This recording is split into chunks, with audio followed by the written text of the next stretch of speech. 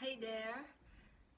If you have listened to Asher Chua's The Revenue Journey episode 3, you probably would have this question.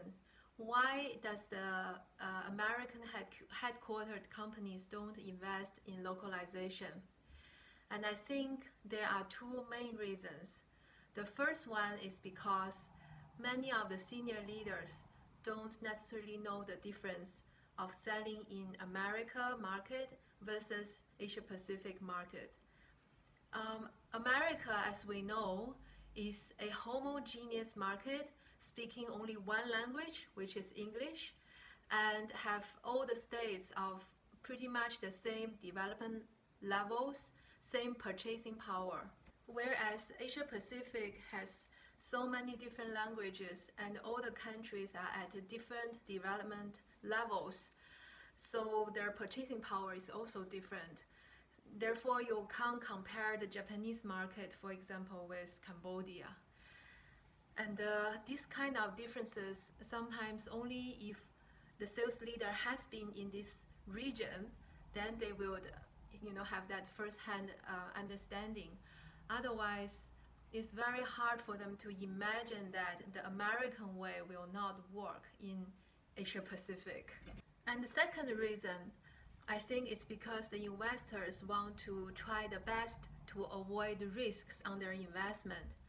Imagine if you are the investor backing a tech startup, you first put money in to make all the English language website and all the related marketing materials. And then with these assets, you can sell to pretty much all the English-speaking countries. For example, in North America is USA and Canada, followed by in Europe is UK and Ireland, and also many of the other EU countries. And then in Asia Pacific, I hope you can see here, there is Singapore, Australia, New Zealand, and India, for example, and Hong Kong also. So of course the investors would like to milk out of these countries as much as possible first. Then if HQ decides to do localization, it's likely they will start with European languages such as German, French, Spanish, and Italian, because with these languages you cannot just sell to these economic powerhouses, but also their ex-colonies.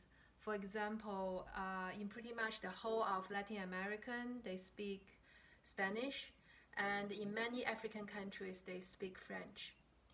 And when it comes to APAC, the sequence is likely to be first Japanese, and then Chinese, Korean, followed by the ASEAN countries, for example, Bahasa Indonesian, Malaysian, and also Thai.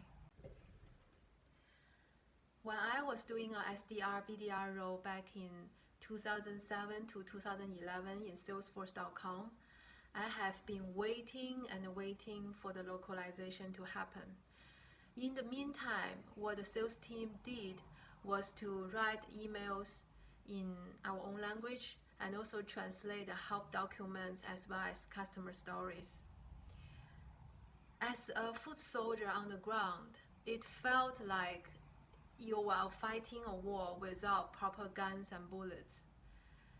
And sometimes I felt I have done so much more than my US counterparts, but my revenue number just didn't measure up. It felt so unfair. But that is the reality of this part of the world. If you are someone who has decided to take up a SDR, BDR, and AE role in this region, I hope you would have this understanding at the back of your mind and mentally prepare that it is going to be tough. Selling itself is already tough. Selling something people don't know is tougher. Selling something people don't know and without a lot of assets is even tougher. The good news is a generation of salespeople had already trailblazing this path.